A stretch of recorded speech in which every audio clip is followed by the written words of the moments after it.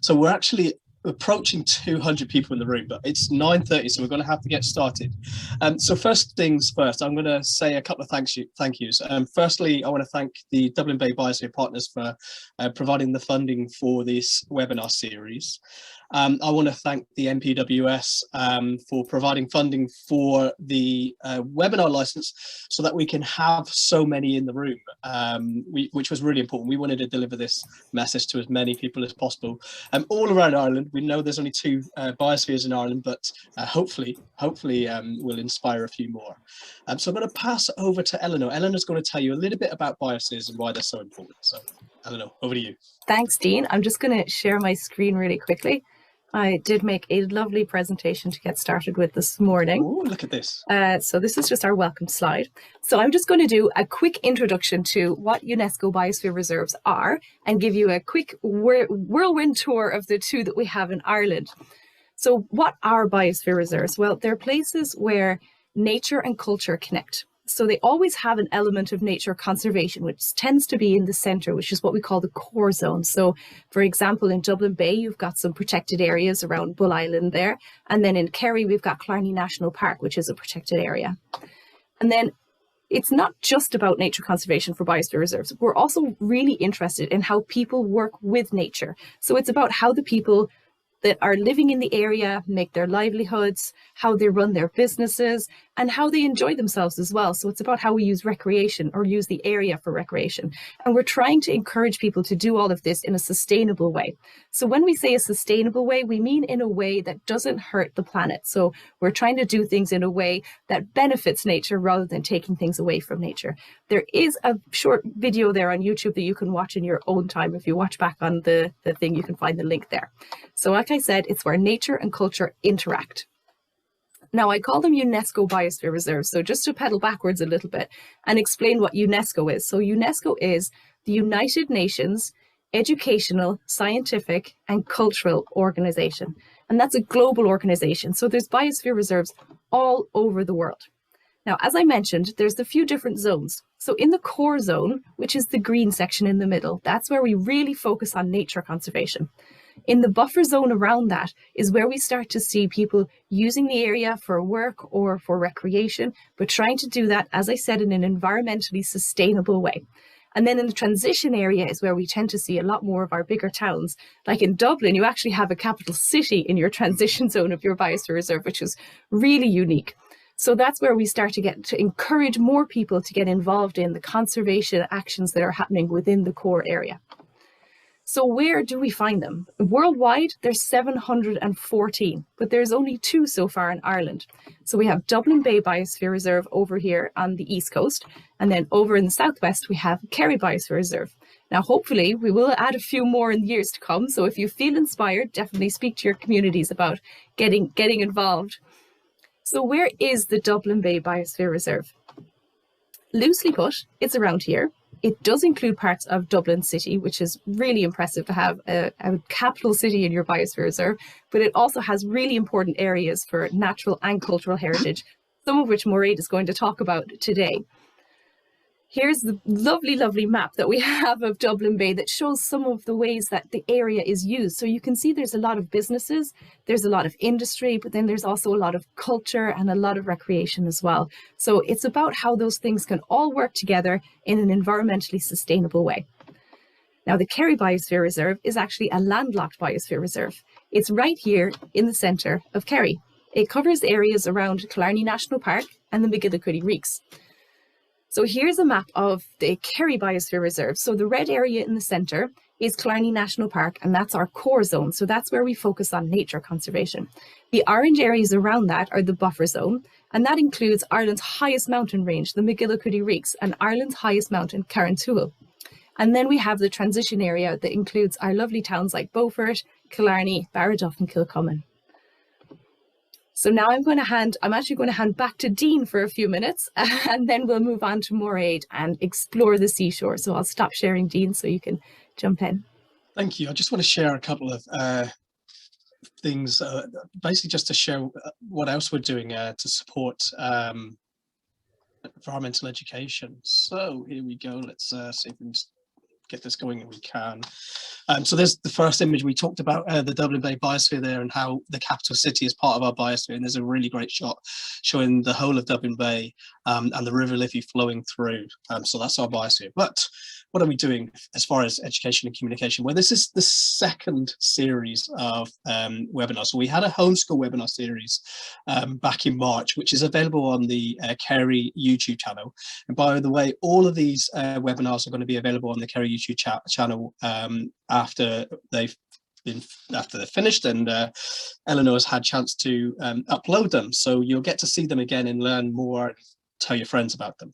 But this is a 4-part series that's taking place throughout the month of May, with the final one, how to become a wildlife champion, putting all the stuff that we learned together and how we can look after and care for our planet. So that's really important, but they're all important as far as learning. We're also running a program where we have a Dublin Bay Biosphere Award. This is developed in partnership with Scouting Ireland, and it's a 3-part program where we're trying to get people to connect with nature, so get outdoors and experience what's around you, to understand the processes going on. So these are things that you'd learn about in class and you'll learn about in these webinars, how we are all connected. And then the final part of the program is how to take action. Now you can find more about that on the Dublin Bay Biosphere website. And we're giving you an early insight to this. This is not being launched for another couple of weeks, but this is a badge that's going to be open to people, and we're happy for people to engage with that all around Ireland if they wish to. And the other thing that we've got launched at the moment, and you notice there an image on the right hand side has a little picture of the Isle of Man. So we've got a young nature bloggers program, and this program was launched by the Isle of Man, and it's involving a number of biospheres in Ireland and the UK. We're asking young people to write about nature, write about biospheres, and share that with us, and also send us some of your pictures of the biospheres, or even your local communities and your local environment. And we'll share those stories on our social media, and there's prizes for the best. So I wanted to share that with you. And again, more information on the Kerry Biosphere website, because they're participating, and the Dublin Bay Biosphere website. So that's enough of that.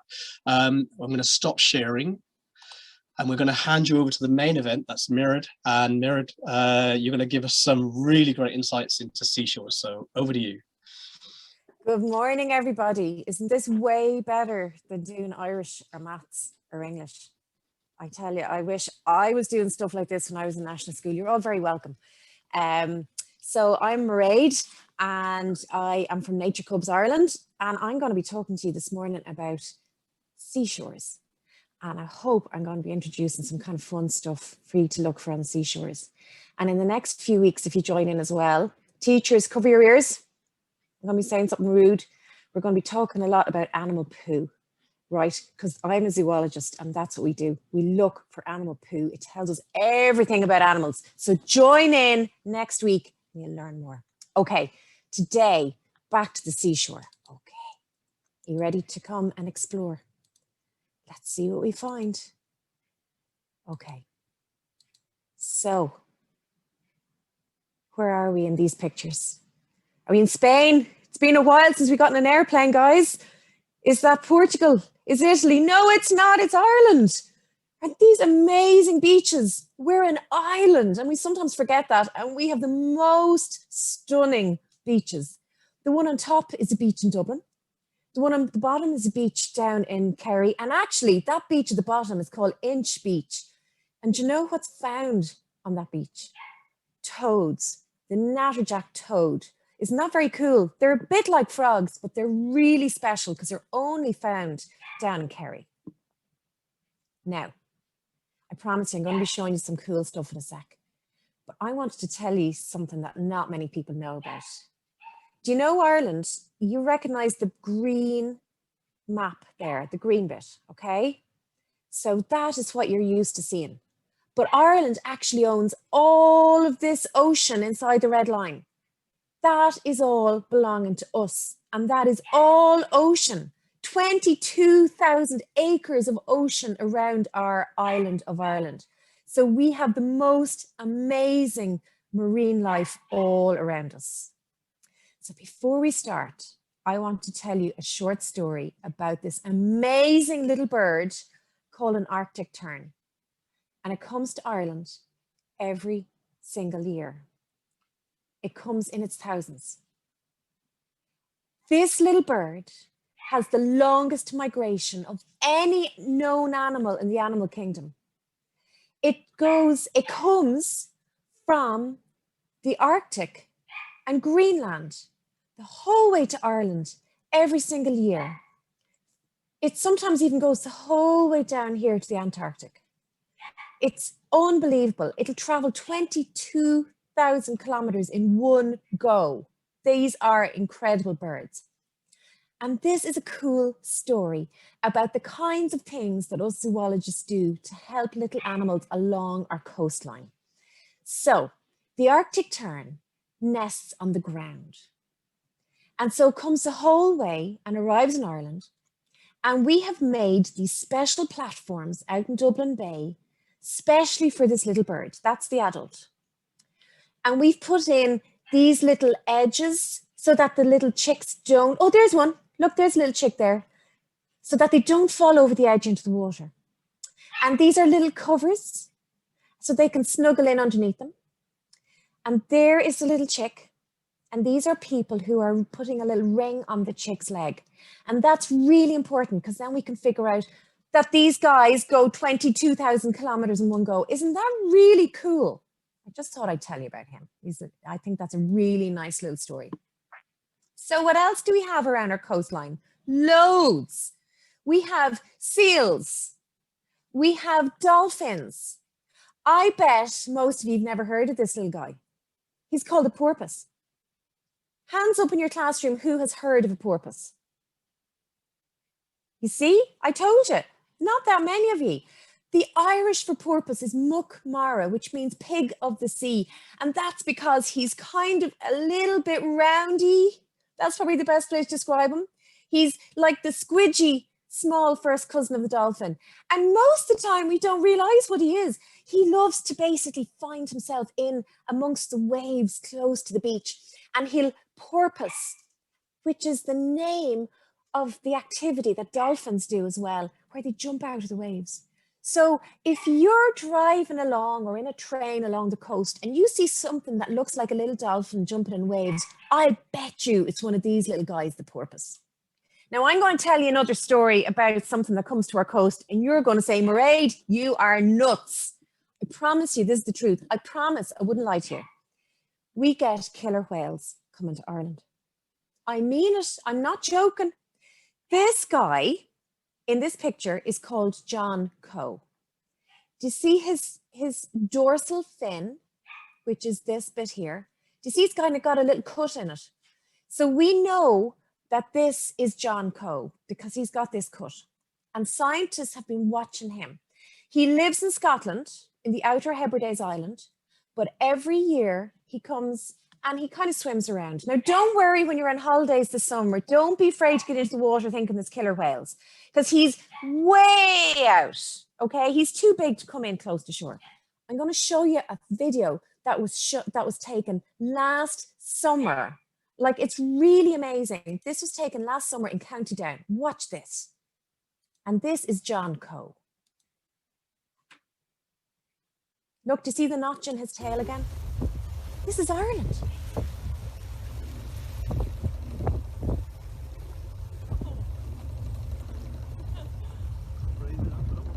Isn't that amazing?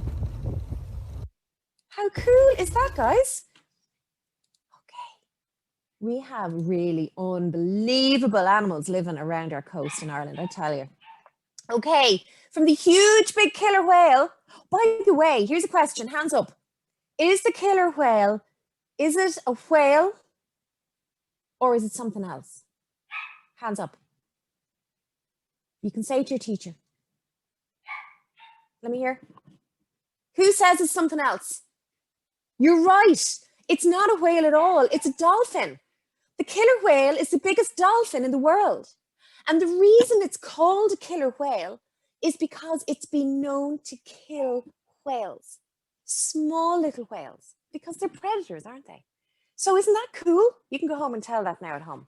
Right, from huge, big dolphins to tiny little things along our coast. This is the stuff that you'll be finding in our beaches and along our beaches this summer when you go on your holidays. Rock pools. These are full of deadly little creatures like sea anemones. You know these are the little red squidgy things and you stick your finger into them carefully and they kind of close up. You have to be very gentle. They're little animals. Or starfish. Or all of these little beautiful shells. Okay. If you're squeamish, cover your ears. I'm going to tell you a disgusting story about a starfish. Who wants to hear a disgusting story about starfish? Hands up. Cool. Okay. So first of all, where do you find their eyes? That's not disgusting. This is not the disgusting bit. Have a look at this picture. Do you see there's knobbly bits at the end of the legs? That's their eyes. They have an eye at the tip of each of their legs. And now I know you all know the bit about if one leg gets chomped off and grows back. I know you all know that. That's not the disgusting bit. Are you ready? Okay, this is kind of hard to do in a webinar. Normally I'm in a classroom and I can do all my actions. Okay, I'm a starfish. Okay, pretend I'm a starfish. These are two of my legs and I'm moving along the bottom of the ocean floor, okay? My mouth is on the bottom of my belly, down here. My mouth is down here. So picture I'm a starfish and I'm moving along and my mouth is underneath my body, okay? How do I eat? Well, first of all, what I eat is little shellfish, like this kind of little guy. And when he opens up, there's a little animal inside and they eat that, okay? So what he does is the starfish is moving along and he puts his mouth, which is under his body, over the shellfish and he uses the muscle of his mouth to open it. And then here's the disgusting bit. Cover your ears if you don't want to hear it. He basically lets his stomach fall out of his mouth onto the shellfish, sucks it up, pulls his stomach back in through the mouth and into his body and eats the shellfish. I'm glad I'm not a starfish. That's all I'm going to say. Okay. I'm going to show you, oh no, not yet. These doozers, I know you've all seen these guys. They're barnacles. See these little fellas? I like to call them a housing estate in the ocean. They live on lots of things. They live on other shells. And let me see, here's another shell with some on it. You'll see them on stones. So basically, these guys, there's a little animal that lives inside each of these little houses. And that's their front door. These are like a terraced housing estate, okay? Joe O'Brien lives there. Mary O'Mara lives there. These are all barnacles living right next to each other. They, watch this. I'm going to show you something. No, I'll show you in a second. The door opens when the tide comes in over them. And a little foot comes out. And it basically eats everything that's in the tide above it. Plankton, tiny little stuff, okay? And then when the tide goes back out, foot comes in, the door closes, and they wait until the tide comes in again. Isn't that kind of cool? These guys are a little bit, kind of a bit the same. These are clams. And I know you've all seen these. So again, there is a clam or there is a clam shell. And inside these live little animals, okay? So watch this. The reason that clams and barnacles and mussels, all these kind of shellfish are really important is that they clean the water around them. They're called filter feeders. And I'm going to show you how that happens. It's really amazing. Okay, so these clams are in a tank. What's going to happen, I'm going to have to sound off for different reasons on this. And the scientist is going to shoot some green food, algae, in on top of them and watch what happens to the water. So they dig down in, that's a foot, that's after popping out, that's a little foot. They dig down into the ground, right? Now, that's the green food that's been sprayed over them. Watch this. See those little things starting to pop up? They are called siphons. And they're like a special little foot that pops up out of the shell. And it sucks in all the algae and they eat it. And look how clean the water is now. So these are amazing creatures. And not only that, then any dirt that's left behind, anything else that's on the bottom of the floor of the sea gets to eat it. So aren't they amazing? So these are called filter feeders because they basically filter in all the yucky stuff that we don't like and they clean the water. I know y'all are used to seaweed, but there's loads of different kinds of seaweed. So all I'm going to say is this summer, when you're on your holidays, keep your eye out, use your nature eyes and look for the different kinds of seaweeds that there are, okay? And if you want, I have a list of all the different seaweeds and we can send it on to your teachers. It's no problem. So just there's different colors. And to see these little bubbles in the seaweed, you'll have all seen these. These are full of air and they help the seaweed to float. This huge seaweed grows in Ireland and it's called kelp. And it's like a jungle and it grows a little bit further out. Now, if you're along Kerry, you'll especially see this, or Clare or Limerick or Donegal, along the west coast, you really see it. It's huge and it forms a forest like a jungle in the ocean. It's really important for animals because seals swim through it and there's lots of fish in it. And then there's smaller little plankton. It's full of life. The kelp forest is really important. I'm just going to have a little chat to you about some of the threats to our coastal wildlife. And then I'm going to take you on a tour of the beach, okay? You all know about plastic. I want you to think about something that has become a very common kind of plastic rubbish in the last year. What's happened in the last year that's changed all our lives? COVID, exactly. What are we finding thrown on the ground as we walk along? Yep, masks. Look at this. This is a baby seagull. What's wrapped around his legs? Masks. Masks are becoming a big problem. They're made of plastic. I know that there's cloth in them, but a lot of that cloth has plastic parts as well. So we have to be really careful about picking up our masks, okay? Shopping bags. Ireland has been brilliant with this. We were the first country in Europe to stop just giving out plastic shopping bags, and now we're brilliant. We use our reusable shopping bags all the time. Now, I know this is a little bit upsetting, but I just thought I'd show you this picture. You know when you open a bottle of milk, or if your mum or dad open a bottle of milk, there's this little ring at the top. Sometimes that ring ends up in the ocean, and what happens? It gets stuck on little animals because they're really curious. And they peck at it with their beak. Sometimes it ends up badly. So a really simple thing to do is use a scissors and just clip it and snip it before you pop it in the bin. The same with these can tops. This poor seagull is caught up in the can top. Very simple, use a scissors, cut it, open the loops and pop it in the bin. Last little thing. So I have two dogs. You probably hear one in the background. She is not happy because I have her out of the room at the moment. I love my dogs and I love bringing them for walks. But one of the reasons that our biospheres is because of all the birds that come to feed there every year. So Dublin Bay Biosphere gets 30,000 birds flying from the Arctic and Greenland and Canada every winter. 30,000 arrive into Dublin Bay. The reason they do that is to feed on little snails and special grasses that are in the bay. They have to build up energy.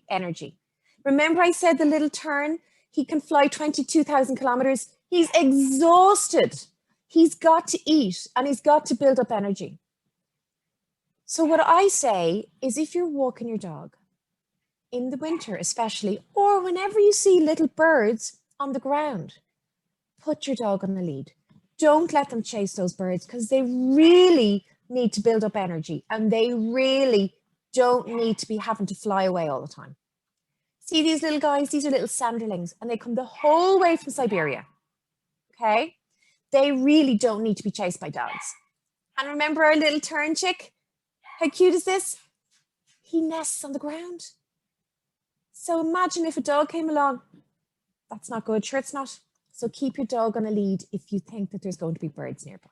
And clean up the poop. That's a big thing. Ooh, we all hate dog poop.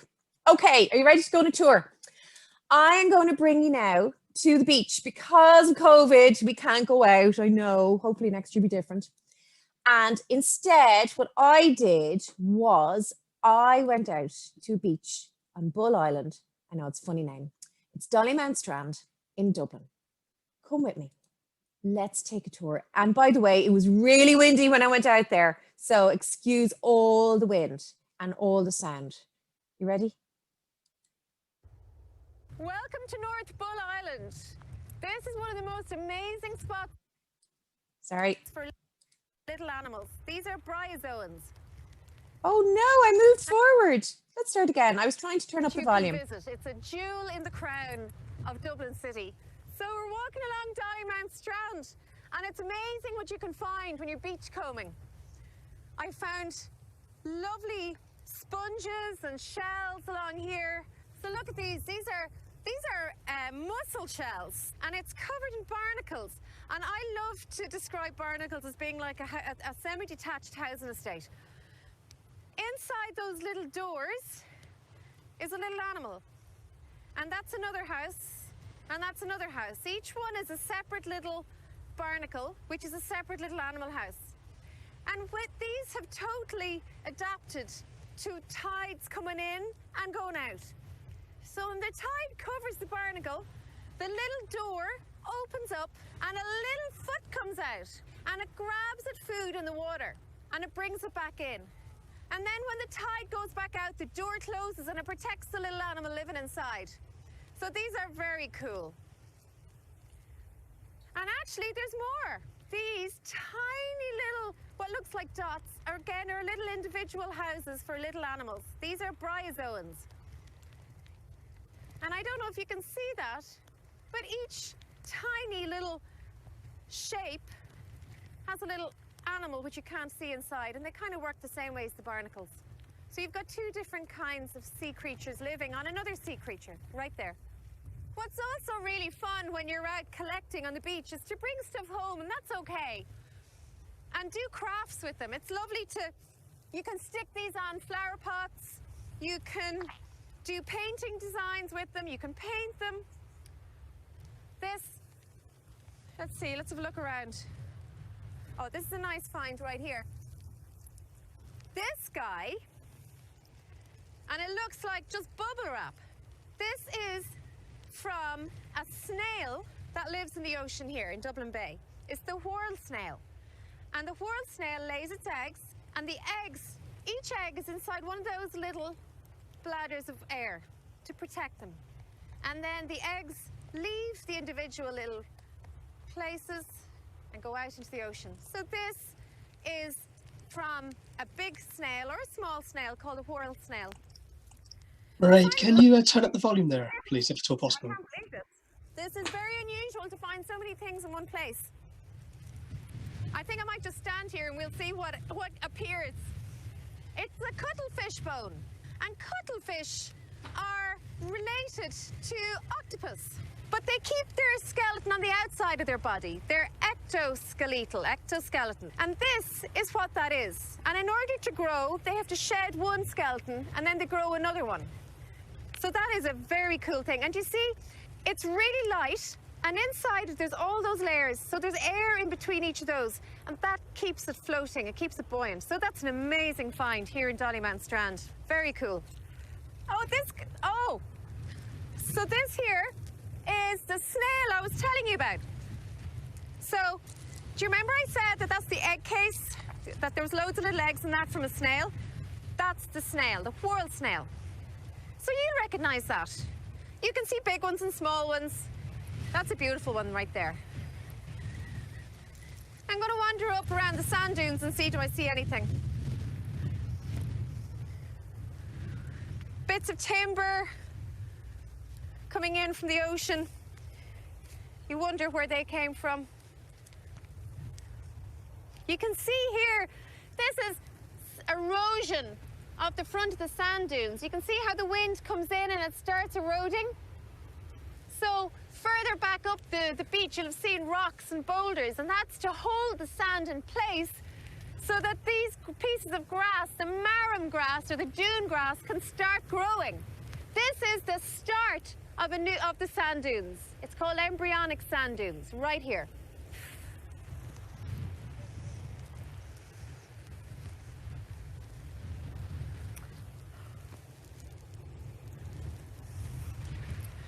We're having a very lucky day today. I think it must be because it's so windy. The wind must be churning up lots out of the ocean. This is a mermaid's purse. In Dublin Bay, we have rays and skates. They're the big flatfish, and they have little embryos. And the little embryos are the baby rays and skates, and they actually live inside these sacs for the first while to protect them.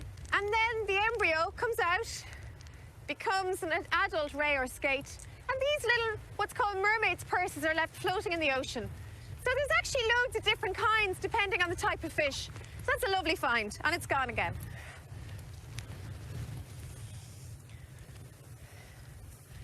So we really are finding loads today. And I think it must be because the stormy conditions throwing everything up. What else we got here? Oh, this is nice.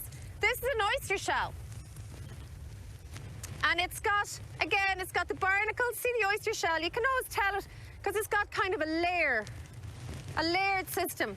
It's got barnacles. Those squiggly things are from snails, the casts of the trails of snails. So again, a nice find. So what we might do is start heading up into the sand dunes, I think, because I'm getting really windblown. Here's another oyster shell. Again, if you look at the oyster shells, you'll find that they have different layers to them, so they're kind of easy, and they tend to be fairly flat. So I was telling you that with the sand dunes in Bull Island, there's 4 different kinds. And that's really unusual because that means that they're really well established. So we have the young ones at the front, the embryonic ones. And then we've different layers or successions of dunes depending on how long they've been here. And this marram grass is so important, it holds them in place. And this is the best type of coastal protection you can have.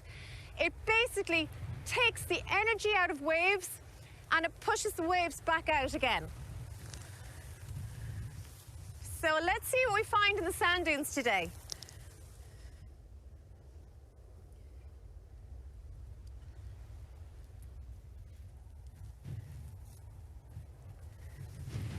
It's generally not a good idea to come up here with shorts on because the marram grass can be really spiky.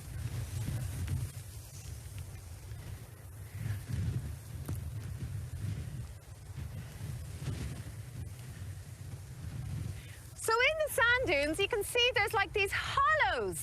I'm going to go down into one. And they're called dune slacks. And they have their own ecology. And in fact, there's one really important dune slack in Bull Island sand dunes, but it's a good bit up. It's the alder slack where there's alder trees. And there's actually some fresh water as well as salt water, because it's where the water table comes up and it tends to be a very wet area. So what I'm looking for here as I walk along is caterpillars and different kinds of little insects that you wouldn't find in other places.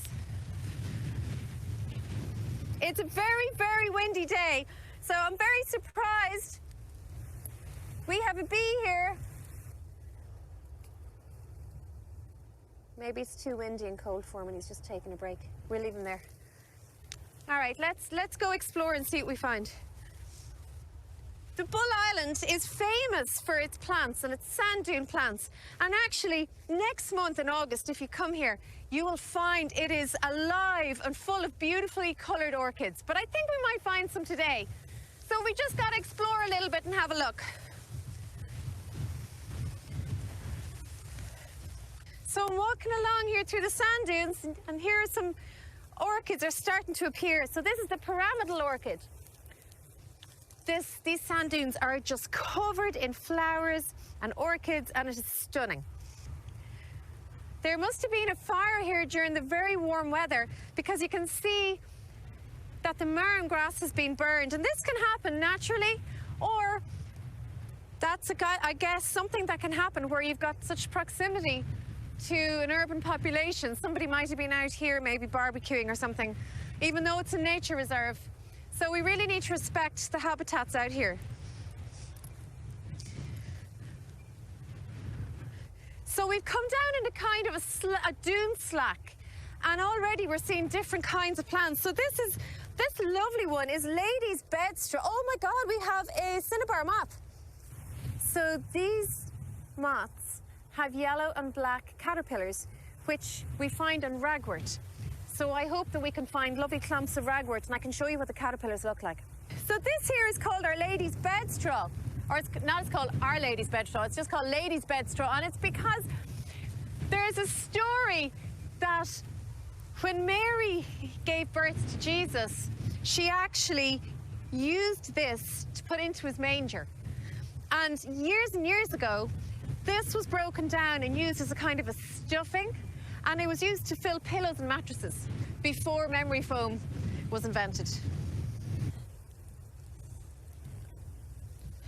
So of course we've got animals, bigger animals than insects living on the sand dunes, and one of them is the rabbit. And it's a lovely animal to try and find when you're out with kids, because they get a great kick out of finding the rabbit poo.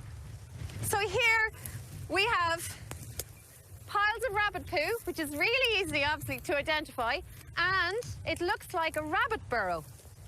So rabbits in the wild are what's called crepuscular, and it means that they tend to come out mostly at dawn and dusk. We saw a few minutes ago that beautiful red and black moth. Well, this is its caterpillar. Isn't it beautiful? So they're all kinds of sizes. We've got very small ones and big ones. There's another one here. So it has beautiful colors in its young and its adult stages. We're going to finish up for the day. We have found so much already on Bull Island, but you could spend a whole day out here. There are birds, there are insects, there's flowers. It's just a beautiful place, and don't forget to go for a swim and bring your picnic. If you're bringing your dogs, keep them on a lead, because this is a nature reserve, and come and visit Bull Island. It really is a magic place in the city. Thank you. So I hope you felt like you were at the ocean and you're rubbing the sand out of your eyes, everybody. Are you rubbing? That's the one thing I have to say when I go to the beach and I get sand between my toes. Don't particularly like that. Okay, so it gave you a feel for all the things that we can find on the seashore. Okay, teachers, this is something you can do in class with the kids, okay? So whether you are, okay, if you're not close to a beach right now, but maybe during the summer, you can collect some of these things, okay? And if you do live along the coast, if you're visiting any beaches over the next few weekends, maybe you can bring some of your findings into class. So teachers, you'll have access to this presentation. And each of these kind of guides I'm showing you has a link in it, and you just click on it and it'll bring you to the link, okay? So if you were to bring your shells into the classroom, there's this lovely guide to tell you what the different shells are. And I'm going to show you some stuff here. Hold on a second. Now, as I move my computer, I have a couple of trays of things that I collected on the beach. And we're going to maybe use this guide, which I have. Now I'm going to do a new share on my screen, or stop share. Now, can you see my face? Can you see me? Okay. So I've got one of these guides here, and I've laminated it with my little laminator. And can you see my few bits and bobs? Okay, so what you saw was that I found one of those on the beach, a mermaid's purse. Now there's different kinds of ones though. Look at these ones. So depending on the animal and depending on the fish, there's going to be different sizes. And to see these kinds of, let me just put this up. I'll do it like this. Do you see those strings? What they're for is they basically twirl around pieces of seaweed and hold on to them, okay? And then the little baby ray or shark, because there are sharks, not big dangerous ones, don't worry, around Ireland, and they come out of these little cases. It's really amazing, isn't it? Okay, what else? Look at this. Have you ever seen anything like this in your life? This is called an echinoderm. Here's a different form of it. Now, I want to show you something. I want you to count out loud how many stripes you see. Stripes that go up and down. 1, 2, 3, 4, 5. Do you know any other animal that we've talked about today that has 5 legs? Yes, that's right, the starfish. This guy is related to the starfish. And in here will be his body, that's his shell, okay? And underneath here, he's got a set of jaws called Aristotle's lantern. What a name, isn't that bizarre? And chomps and things along the seafloor. Isn't that cool? I found this on the beach. What else did I find? This is, so when I was saying in the video, whorl snail, that's kind of my makey-uppy name. I should say the real name. It's a whelk snail. And the reason I say whorl is because it goes around in whorls. That's my way of remembering it. It's actually a whelk is the real name. I should probably use the real words. Now, what else have I found here? Oh, so in my house, some of the things can be very smelly because I collect all kinds of interesting things. It's a bit smelly. What have I got here? What does this look like to you? Do you think it's a shell? What is that? Is it a shell of a snail? Does that look any better? Yes, it's a crab shell. Exactly. See where the eyes would be? So there's all different kinds and sizes. And yes, I collect them. I'm a bit mad like that. And look what's growing on it. Barnacles, the housing estate animals. Exactly. Okay. This, I want to show you to be careful with this. When you find this on the beach, it's a razor clam shell. Do you remember the clams you saw? And where are you gone now? All my bits and pieces. Okay, these doozers.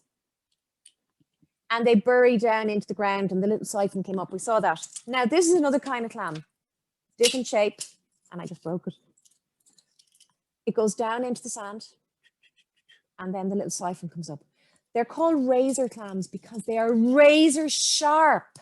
So if you see these on the beach, you've got to be super careful because you could cut your hand or your foot. Okay? Imagine how far down into the sand they go because they're very long, aren't they? And this, I'm just going to show it up close. I did show it in the video. Some of you might have little birds as pets at home, okay? And you might keep them in cages. And if you do, you might have this stuff, cuttlefish bone, that you buy in the pet shop and you put it in the cage and the bird sharpens his beak against it. This is the skeleton of the cuttlefish. Now, the cuttlefish is cool in many ways. Well, he has his bones on the outside for starters. These are his bones. They're really light to see. Can you see there? I'm going to turn my light off. One sec, give me a sec.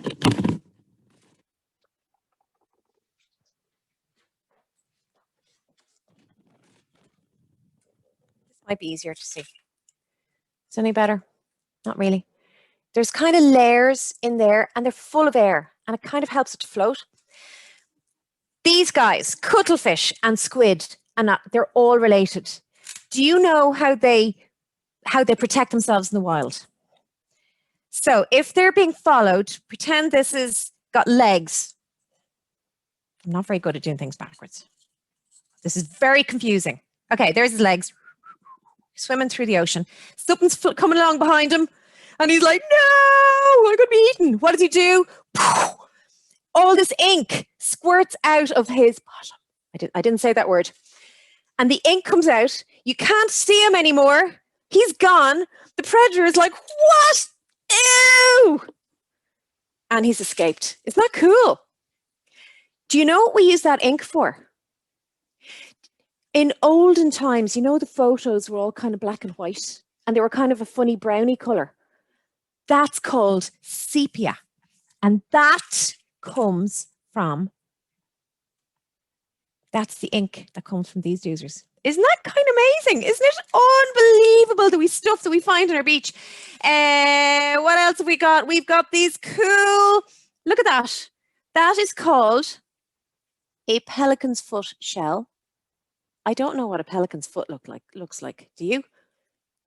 That's what it's called. Isn't that kind of deadly? Oh, did you see that? Sand came out on top of my computer. That's not so good. We've got this cool stuff, the bubble wrap. That came from the whelk snail. Okay, and inside each of those was a little egg, and then it kind of went out and it became a grown-up, which is that. So as you can see, oh, one last thing. This is mussel shell. Some of you who live in Dublin might know the song Molly Malone, "In Dublin's fair city, where the girls are so pretty." Okay, you can sing that in your own time. She sings about mussels, which are these little shellfish, and inside is a food which we like to eat nowadays as well. And they live in there, and there are mussels. Okay, so this is just some of the cool stuff. And so teachers, you can download these lovely guides. And I'm going to show you something else you can do in class. Okay, let me go back. And I know you all kind of have to start leaving soon. And thank you if you're just going to head off. I want to say thanks for joining in. Something else you can do is there is a lovely little survey in Ireland called the Purse Search Survey. Am I sharing my screen? Can you see me or can you see the screen? Which is it? Can you see my face? We can see both. Both. Oh, good. Okay, perfect. So Purse Search Ireland, and the link is in this presentation again. And what you do is you basically, and I know you're all brilliant at computers, I know my kids are, you upload on a really safe link. It's safe because it's a science link, okay? Which ones that you see, and if you can take pictures, because people want to know what kind of little sharks and little rays we have living around Ireland, okay? It's a really cool thing. And you get this, you can download this identification to the different kinds. Do you see here, do you see on the picture, there's this funny looking creature. I actually have a big one, big picture of it here. Where is it? Whoop. See that? That's a flatfish. That's a ray. You've seen them in aquariums. They come out of these, okay, mermaids' purses. And you get an identification for the different kinds of ones there are. And teachers, this is a really fun thing to do. See what you find and you send it into the website, Purse Search. The other thing you do is there's Explore Your Shore, which is kind of what we've been doing today. And this is another series of lovely little seashore surveys. Citizen science is what it's called. It's the proper name. You don't need to know about that. If you click into each of these, teacher, the link is on this presentation. You can see the little things that you can do and you just send in your information, and it's a really lovely, it's a really good science project because this is how we know what is all around our coast. This is how we know if some species are in decline or are being threatened. This is how we know what's doing well. So it's fun, but it's important. And talking about fun and important, this is the best thing. Go have fun. In Ireland, we're great at this. We don't need a sunny day. We just jump into the water. Have fun. But I want you to learn 2 numbers. These are really important phone numbers. Emergency numbers. Because when you're beside water, you have to be super careful. Okay? So if you know the number 999, you can phone that. If somebody you know is in trouble in the water, or someone you don't know is in trouble in the water, or you can phone 112 and that calls the Coast Guard. Okay? So have fun this summer at the beach, everybody. It's going to be amazing. And I hope you join us next week when we're going to be doing animal detective and cool stuff. And we're looking for animal poo and we'll have a great time. So I'm going to hand you back over now to Dean and Eleanor. And it was just absolutely lovely to see you all this morning. All right, thank you so much. What an interesting presentation. We're getting loads and loads of positive comments from people who have enjoyed learning about what can be found on our seashore, which is amazing. But we've also got a load of questions coming through, so we're going to fire one or two at you for the next 10 minutes, because we've got 10 more minutes for those of you that can stay with us. So the first one here is, are the Arctic terns parents okay with you putting rings on their children's feet? That was from Eva, sorry, in 6th class in Brankrana. Eva, that's a super question. So I want to tell you a little story. So I had the wonderful experience of paddling out in a rowboat to one of those platforms in Dublin Bay. I did this a few times with a man called Oscar Myrne, who was the most amazing bird scientist. And when we went out there, all of the little chicks went running and all the mums and dads flew up and everyone was really scared. So what we did was we just stopped and we waited. And we let everything calm down. And then the adults realized, oh, wait, they're not going to hurt us or our babies. And very gently, we would pick up a little baby and put a little ring on it and put it back. And because we were quiet and gentle and we waited a few minutes, it allowed everything to kind of settle down. And then we did it as quickly as we could so that we could then leave the colony as quickly as we could and let all the mums and dads get back with their babies. So I would say, honestly, I'd say they were a little bit frightened, but we did it the best way we could. And the reason we do this is so we can learn about them, that we can track them. That when people identify a ring, which is a number on it in Greenland, and it's number 324, and then they find it in South Africa, ring 324, it's like, oh my gosh, these birds are flying really big distances. So now we know we've got to do things to help this bird. We know we've got to put a platform in Dublin Bay to help them because they've come so far. So it's really important to do this kind of research. And we do it using animal welfare, which means we do it in the best way to not hurt the animal. It doesn't hurt them. It's not even like an earring in our ears because it doesn't go into their skin. It's like a ring on our finger. It just sits around their little leg. Okay, that's a great question. Yeah. Eleanor, have you got a question there that you want to ask? There's another few questions actually come in about the terns and their journey. So do they rest anywhere? And how old are they when they first make that big journey? Great questions. So what they found was these birds are a bit crazy, okay? But look, they must know what they're doing. They don't fly the shortest way. They don't just fly from Greenland to Ireland, which, by the way, on Google Maps looks like it's around the corner because I looked at it last night and it looks really close. It's not. They follow the wind, which means they don't have to keep flying. They can kind of just soar and the wind brings them. So in fact, you know what happens? They follow the wind and they can actually end up going from Greenland down around South America and back up and around South Africa and back up to Ireland. Crazy stuff. But they follow the wind so that they don't have to fly all the time. And when do they do it? They do it in the first year. They do it once they become adults, which is like year 1. They do it. Isn't that amazing?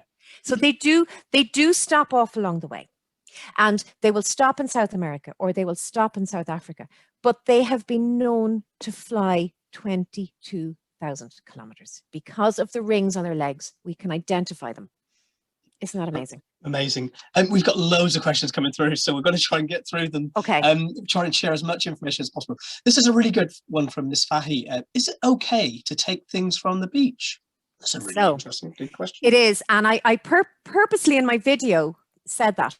So normally when I bring groups of children out into woodlands or forests or grasslands, I say, please don't pick the flowers unless it's a daisy, because it's very common. Because when we pick them, they die.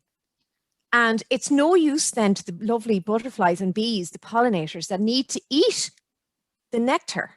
Okay. So I say, just look at them and take a picture of them or draw them. But the seashore is different because it's not like an animal is feeding off the nectar of a shell. So if you find one of these things, it's all right to take it, because actually a thing you can probably do is check and see if there's barnacles on it, like there. Do you see all the doors are open and broken off? That means there's no little animal in there. Probably have a look and see.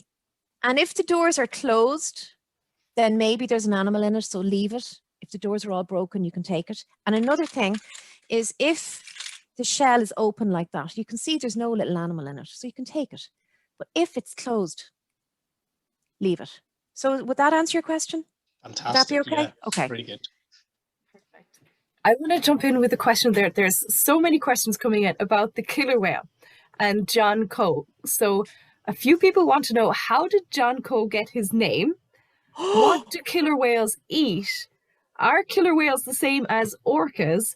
And how close to Ireland do they come? Oh my so gosh, many these are questions brilliant. About killer whales. Okay, John Coe, I have to put my hand up and say I don't know where he got his name.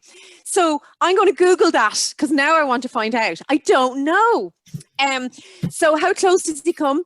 He doesn't come right up to the beach because he's huge. Okay, he's out quite a distance. He was seen off Howth by a Howth fisherman. And again, teachers, you can Google this. Kids, you shouldn't use Google by yourselves, even 6th class, okay? You really should be having an adult with you because some things can pop up that you don't want to see.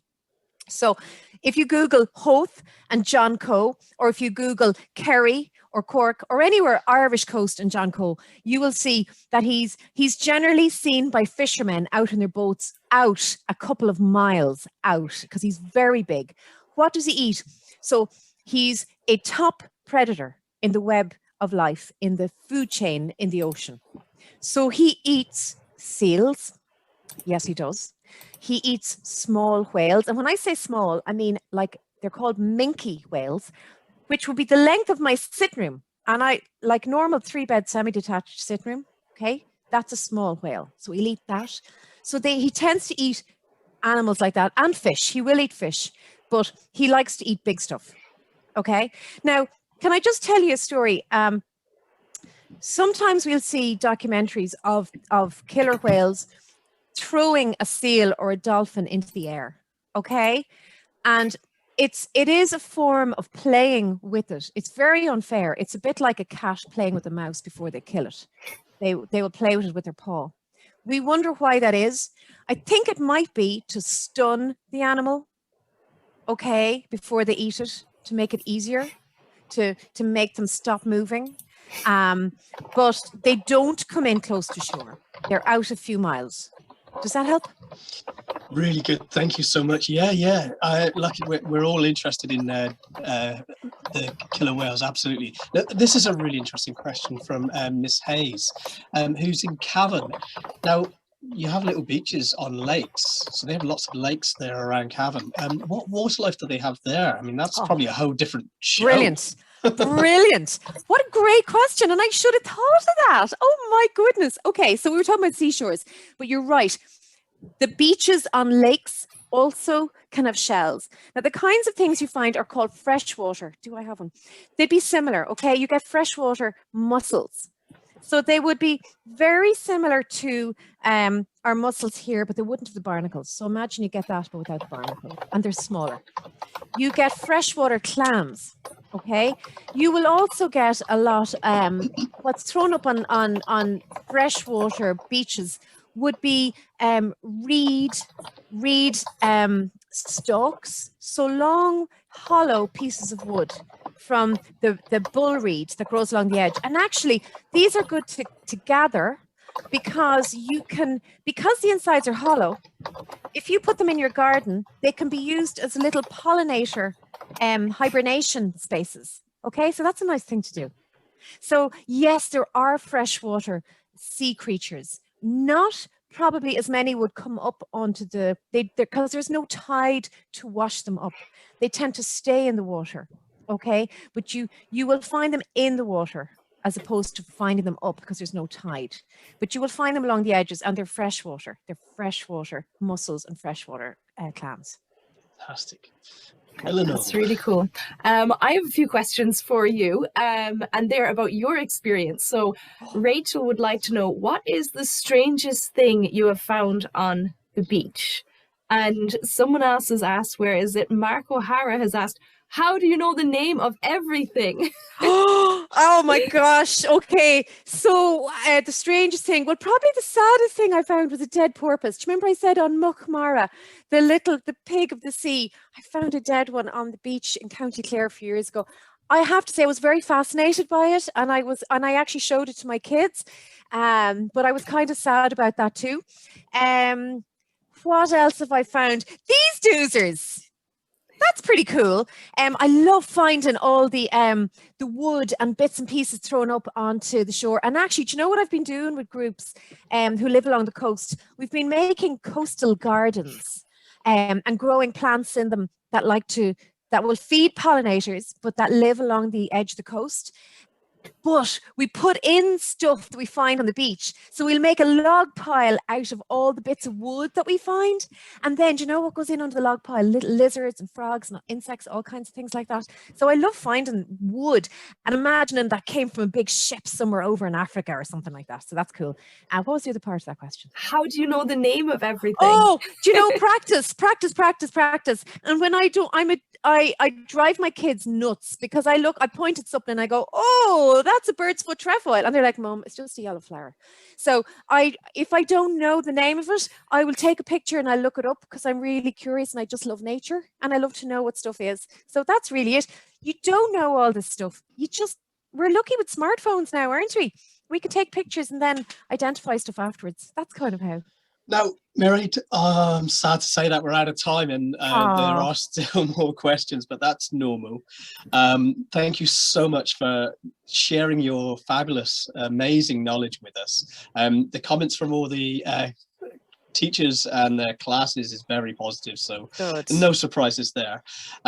Now, when things get back to normal, I assume that you're available to go in and meet with schools, and even when things are not back to normal through this kind of format. Is that right? That's right. I do. I mean, I'm a heritage and schools specialist, so I go out through the heritage and schools medium, but I've also been doing it because heritage and schools stopped because of COVID. Schools have been asking me to go out just privately, and I do that because we're doing it. It's important to get outside, isn't it? And we're doing it in the pods. We're doing it in the small pods. And we're not touching any stuff that we share with groups. So it's all very clean and very safe. And I think it's kind of better to get outside, isn't it? And see what's out there. So yeah, definitely. The more we can get outside, the better. That's what I say. And your website is Nature Cubs Ireland, is that right? Yeah. Fantastic. Yeah. Okay. Well, thank you everyone for joining us. Now, we have another presentation there next week. So 9:30 next week, same day. And we look forward to seeing you all then. But for now, it's Salon. Slán, everybody. Slán. Bye.